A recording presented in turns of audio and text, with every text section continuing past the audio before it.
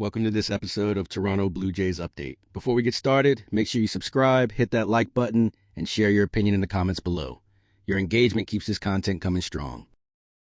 The news media suddenly believes the Toronto Blue Jays aren't done, and they're shifting focus to pitching for the starting rotation. Our opening day starter from 2025 is now our fifth starter alongside Jose Berrios, which seems a bit odd.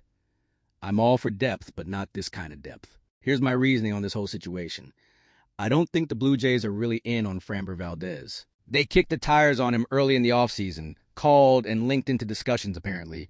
But we saw where that went when the Blue Jays went for Cody Poteet and Dylan Cease, which by the way was an excellent move, because those two are going to be great clubhouse players who keep things moving forward. Framber Valdez is seeking a $30 million average, and he's 32 years old. The reason I put him off the list for anybody I'd want to see on the Toronto Blue Jays this offseason is simple. Valdez is famously known from last year as the guy who purposely crossed up his catcher. For a team that, if he signs a long-term deal with the Blue Jays, there will be youngsters coming up. We already know we're going to see some level of Arjun Nimmala and JoJo Parker in the next couple years with what happened with Bo Bichette. Having young players around means he'd be working with one of the best receiving catchers in Major League Baseball in Alejandro Kirk. If you're not familiar with this story, the Astros were playing the Yankees with bases loaded when Trent Grisham walked into the batter's box. Grisham had a favorable count, and you could see the catcher, a younger but pretty good catcher, sitting there signaling not to throw it. Bad idea. Valdez just continued his motion and literally threw the pitch anyway, serving up a meatball right down home plate. Trent Grisham knocked that thing into the Crawford boxes in Houston, and the Yankees started destroying the Astros. Not a good look. The catcher thought nothing of it other than being upset, but Valdez was more upset because the following pitch, the catcher ended up wearing a fastball right into the chest protector. That doesn't happen on a fastball accidentally. Most Major League Baseball analysts would agree with me. He knew an off-speed pitch was coming, and Valdez just reared back and threw it. What killed me most was he just did a U-turn, walked back to the mound, and didn't even make eye contact with the young catcher. The young catcher just sat there going, "You've got to be kidding me."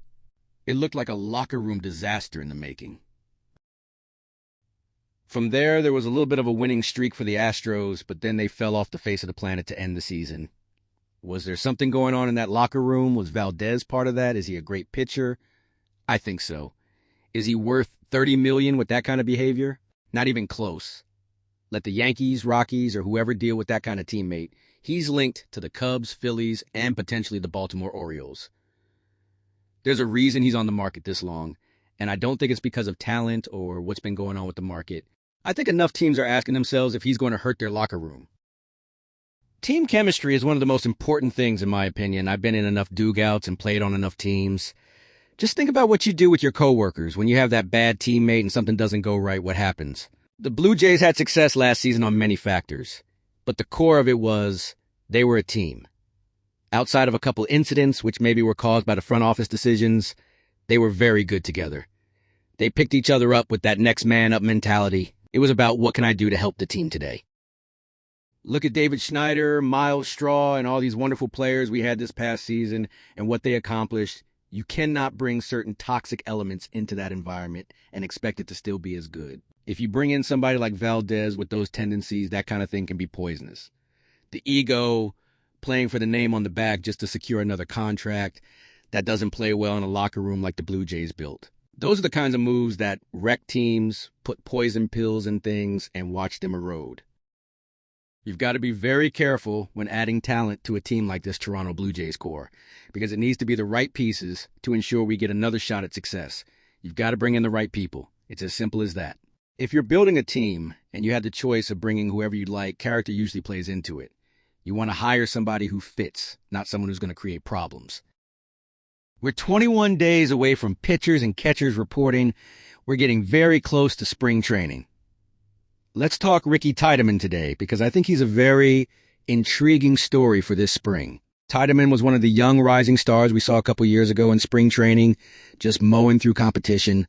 The lefty can throw hard with great secondary pitches. There's a lot to like about Ricky Tiedemann. He went down with Tommy John surgery and took the whole year of 2025 to get better, stronger, and ready for this next opportunity. He comes into spring training healthy after going down in June of 2024.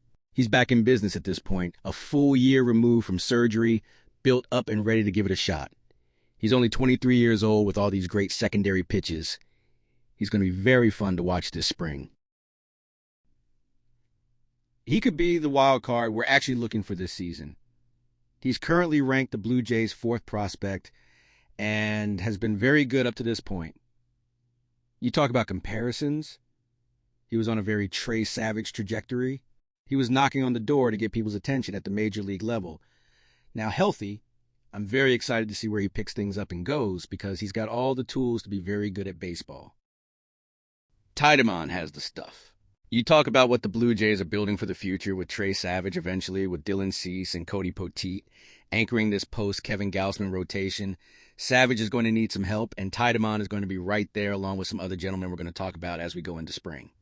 I'm also very excited to see Johnny King this spring and see if he's everything I've been seeing on video.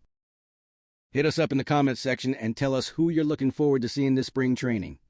Hope you all have a great day, and as always, let's go Blue Jays.